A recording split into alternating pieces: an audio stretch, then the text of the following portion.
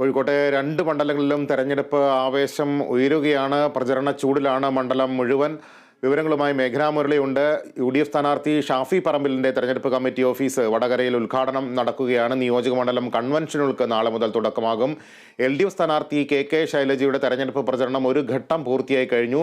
വരും ദിവസങ്ങളിൽ KK ശൈലജ കൈവരിച്ച പ്രചരണ ദൂരം മറികടക്കാൻ എങ്ങനെ കഴിയുമെന്നുള്ളൊരു ആലോചനയാണ് UDF ക്യാമ്പിലുള്ളത്. വിവരങ്ങളുമായി മേഘന മുരളി ചേരുന്നു. മേഘന, ഇന്നെങ്ങനെയാണ് വടകരയിലെ തെരഞ്ഞെടുപ്പ് പ്രചരണ പ്രവർത്തനങ്ങൾ?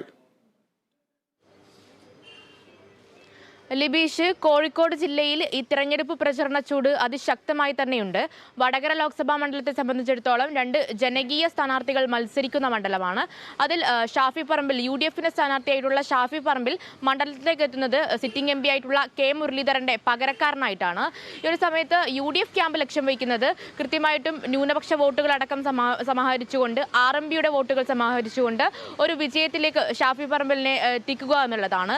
അതായത് തലശ്ശേരിയും നാദാപുരം പോലുള്ള വടകര മണ്ഡലത്തിൽ ഈ ഒരു ഷാഫി പറമ്പിൽ എന്ന് പറയുന്ന പേരിന് തന്നെ വോട്ടുണ്ടാകുമെന്നുള്ള ലക്ഷ്യത്തിലാണ് UDF ക്യാമ്പ് ഉള്ളത്.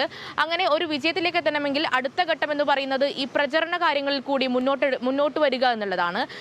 കോൺഗ്രസിന്റെ ഔദ്യോഗിക സ്ഥാനാർത്ഥി പട്ടികയൊക്കെ വളരെ അവസാനമാണ് വരുന്നത്. ഷാഫി പറമ്പിൽ തന്നെ വിചാരിക്കാത്ത ഒരു സമയത്താണ് ഷാഫി പറമ്പിൽ സ്ഥാനാർത്ഥിയായിട്ട് വടകരയിലേക്ക് എത്തുന്നത്.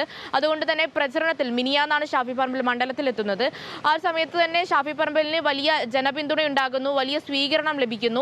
ശേഷം ഇന്നലെ തിരിച്ച് പാലക്കാടേക്ക് ഔദ്യോഗിക പരിപാടികളും മറ്റുമായി പാലക്കാടേക്ക് പോയ ഷാഫി പറമ്പിൽ ഇന്നലെ രാത്രിയോടെയാണ് തിരിച്ചെത്തുന്നത്. ശേഷം പൗരത്വ ഭേദഗതി ബില്ലുമായി ബന്ധപ്പെട്ട് പ്രതിരോധ മാർച്ചിലടക്കം പങ്കെടുക്കുന്നു.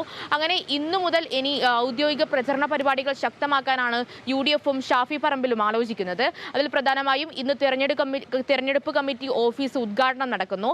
മുൻ KPCC പ്രസിഡന്റായിട്ടുള്ള മുല്ലപ്പള്ളി രാമേന്ദ്രനാണ് വടകരയിൽ ഓഫീസ് ഉദ്ഘാടനം നിർവഹിക്കുന്നത്. മാത്രമല്ല ഇന്ന് കൂത്തുപറമ്പും തലശ്ശേരിയും പോലുള്ള മേഖലകളിൽ പ്രമുഖ നേതാക്കളെ കൊണ്ടുകൊണ്ടും പ്രമുഖ കോളേജുകളിലും മറ്റും പരിപാടികളിലും മറ്റും പങ്കെടുത്തുകൊണ്ട് പ്രചരണ പരിപാടികൾ സജീവമാക്കാനാണ് ഷാഫി പറമ്പിൽ ഉദ്ദേശിക്കുന്നത്. മാത്രമല്ല നാളെ തൊട്ട് മണ്ഡല പര്യടനങ്ങളും നിയോജക മണ്ഡല കൺവെൻഷനുകളും തുടങ്ങും.